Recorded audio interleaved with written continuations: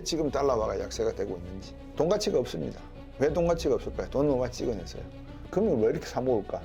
그 말은 거꾸로 뒤집어 말하면 미국 달러화의 위상이 약해질 가능성이 있으니까 거기에 대한 대비를 하는 거 아니냐.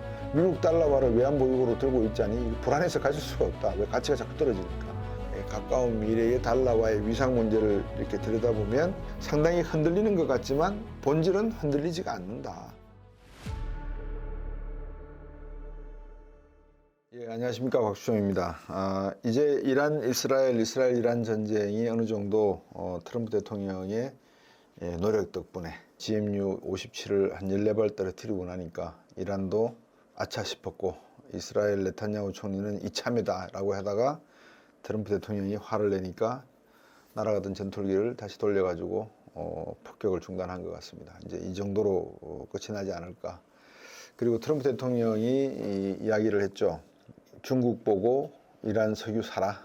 미국은 사지 못합니다. 왜냐하면 유엔 제재를 시작을 했었기 때문에 오래전에 아직도 제재 조치 안에 있고 풀지를 않았기 때문에 미국은 사지 못하지만 중국은 계속해서 사왔기 때문에 이란이 전쟁에서 피해 복구를 할 때까지가 아니죠. 할 수 있도록 도와줘라. 이런 뜻에서 아마 중국 보고 석유를 계속 사라. 그렇게 이야기했던 것 같습니다. 유가도 그렇게 크게 떨어지지 않고 있고요.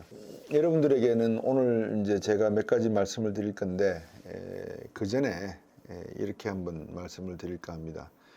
제가 최근에 일어나는 여러 가지 일련의 사건을 놓고 트럼프 대통령이 취임하자마자 관세를 100%, 125%, 140%, 뭐 130% 경우에 따라 틀리지만 부과한다고 했을 때 제가 여러분들에게 드렸던 말씀은 딱 한 가지였습니다.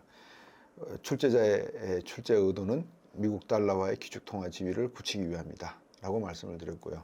관세정책 따위는 뭐 50%를 매기든 100%를 매기든 제가 별로 언급을 안 했습니다. 핵심은 미국 달러와의 위상이었다라고 말씀을 드렸고요.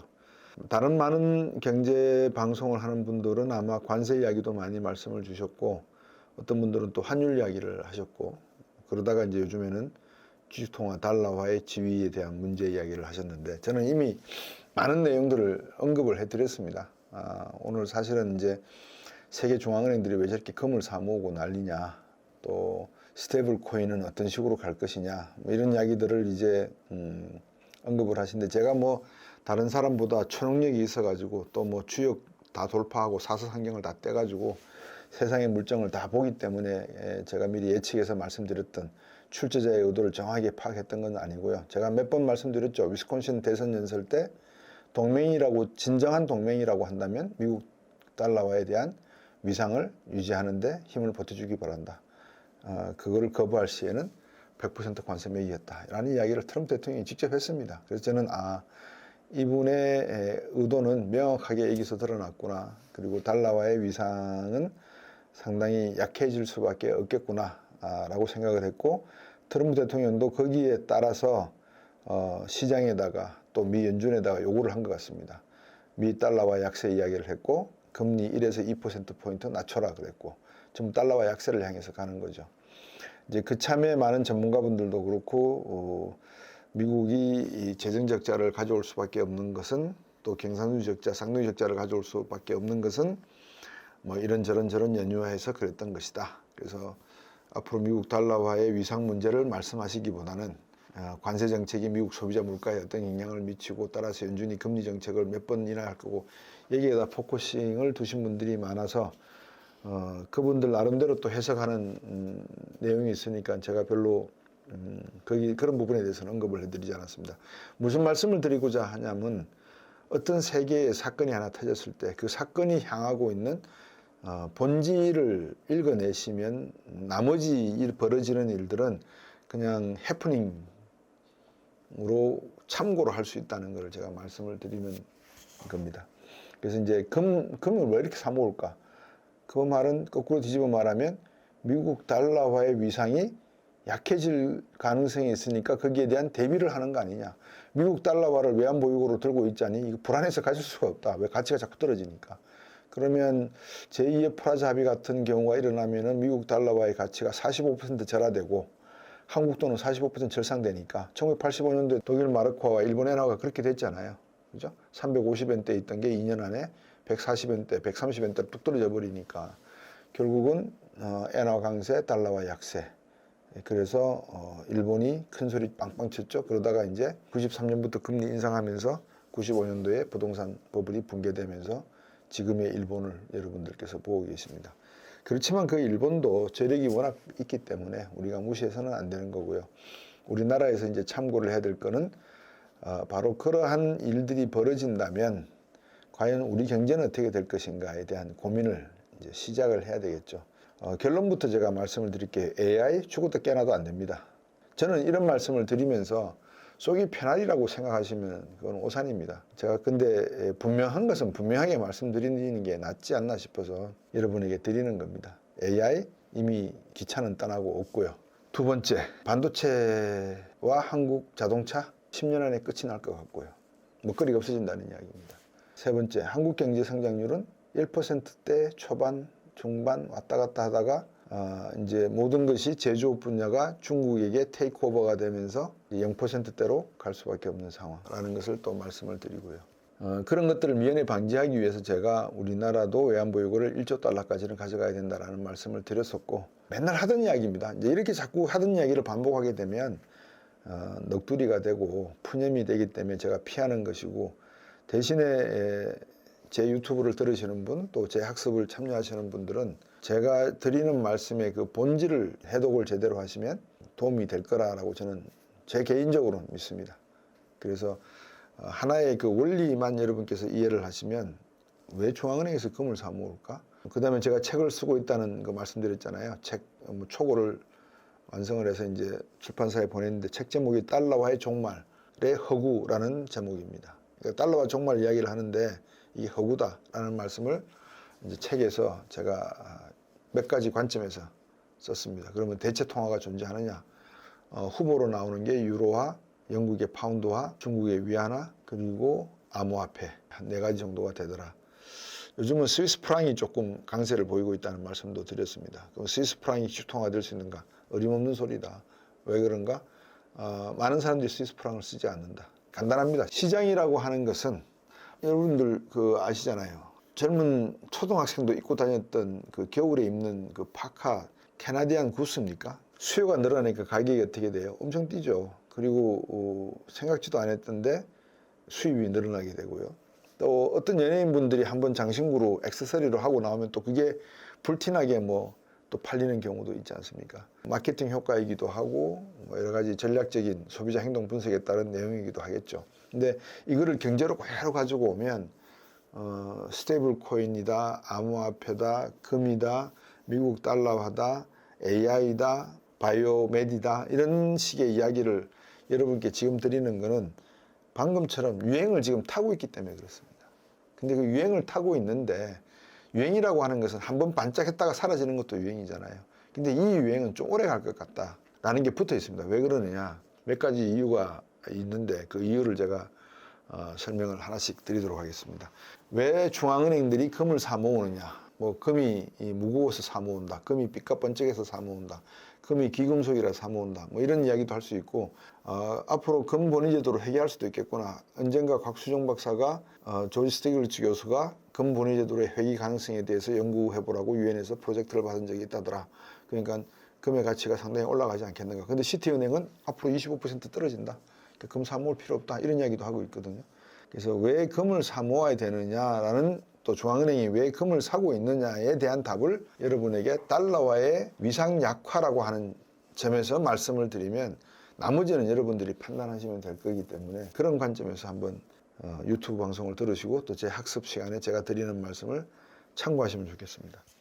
지난 그 학습 시간에는 제가 말씀을 드렸거든요. 심화 학습 시간에 무슨 말씀을 드리냐 그러면 2022년 9월 달에 그 당시에 재무장관이 꽈르땡입니다. 이 두 사람이 무슨 일을 했길래 트러스 총리가 44일 만에 해임이 됐을까? 이제 그 말씀을 드리면 지금 달러와 위상 약화와 트럼프 대통령의 관세 정책이 마치 리스 트러스 총리가 했던 정책과 유사성이 있고 따라서 미국 달러화의 위상 약화가 빠르게 진행이 된다면 그거를 대체할 수 있는 뭔가를 우리가 찾아내야 되는데 그게 암호화폐일 수도 있고 영국 파운드화일 수도 있고 유로화일 수도 있고 중국 위안화일 수도 있고 금일 수도 있고 그런 거죠.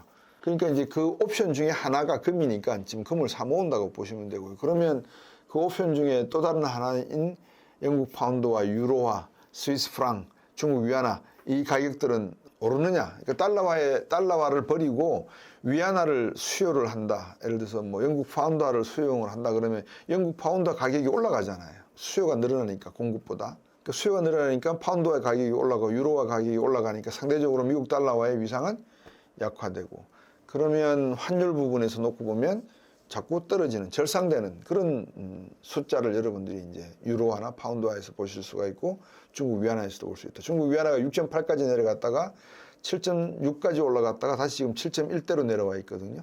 그만큼 환율이라고 하는 것이 하나의 그 변동성을 반영하는 벤치마킹 할 수 있는 지수이다라고도 할 수 있을 것 같습니다.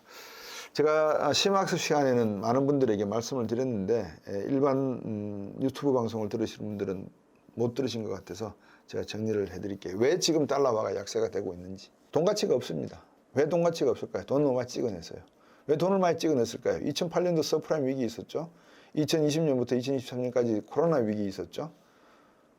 경제를 살리려고 하니까 재정을 풀 수밖에 해요. 그래서 그 재정 풍규모가 36조 2천억 달러, GDP 대비 28조가 GDP니까 GDP 대비해서 110%가 이미 넓어버렸습니다. 원래 GDP 대비 60% 재정 적자 규모가 늘어나면 빨간불 켜진다라고 말씀을 드렸고 세계 모든 주요 기관들이 공통적으로 이야기하는 게 재정 적자 규모가 GDP 대비 60%를 넘어가는 순간에 그 국가는 디폴트 리스크에 그대로 노출된다. 그 기준입니다. 60%가. 우리나라는 지금 한 48% 정도 되는 걸로 알고 있거든요. 미국이 지금 현재 28조 달러의 GDP에 32조 6천억 달러의 부채를 지고 있으니 32.6 나누기 28 하면 몇 퍼센트 GDP 대비 부채다 이렇게 나오지 않습니까? 그러면 이게 뭘 말하는 걸까요? GDP 대비 부채 규모가 120%가 넘는다는 말은 재정 위기에 봉착할 수가 있다는 말은 미국의 채권을 재무성이 연준에다가 팔아서 연준에게 돈을 받아와서 그 대금으로 그 받은 대금의 달러화를 시중에 풀어내는데 대출로서 그러면 미 연준이 지금 하고 있는 금리 인하 정책 그리고 언제 할 것인가의 시기의 선택의 문제 그리고 미국 달러화가 정말 위상이 약화될 것인가 그 진정성이라 그럴까요?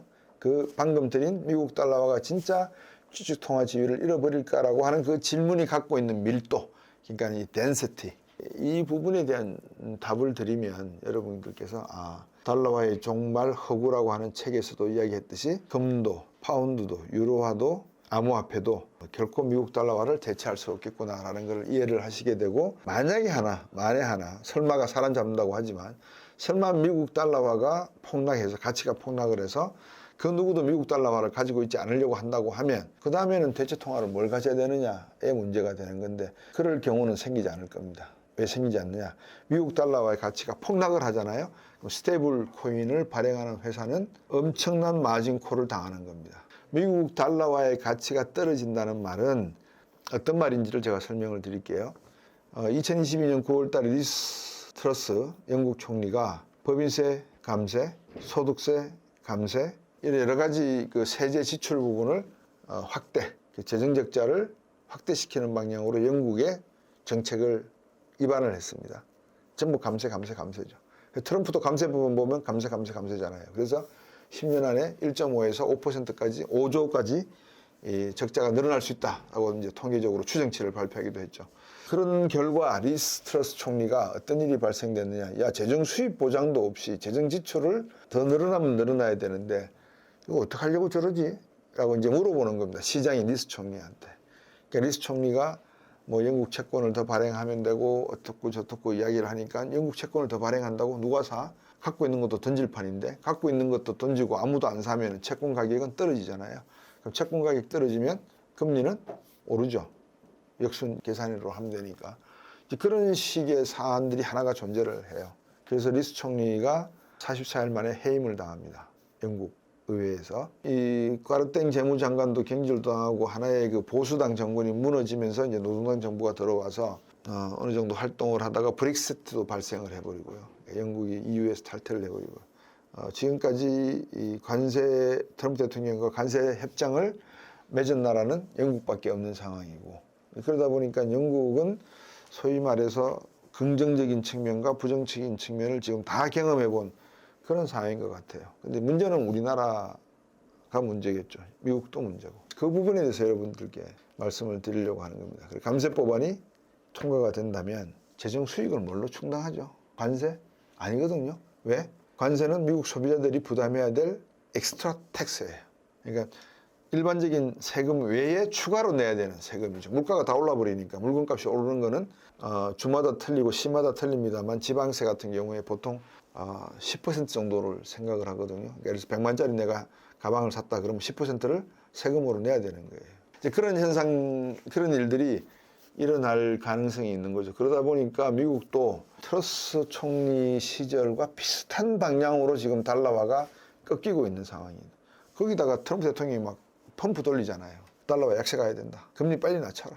막 이러시잖아요. 그래서 그런 부분에 의한 뭐라 그럴까 미래, 가까운 미래의 달러화의 위상 문제를 이렇게 들여다보면 상당히 흔들리는 것 같지만 본질은 흔들리지가 않는다. 오히려 흔들린다고 생각을 해서 미국 달러화를 뭐 팔아버린다든지 또는 산다든지 했을 때의 미칠 파급 효과에 대해서 여러분들이 한번 고민은 해보셔야 될 것 같아요.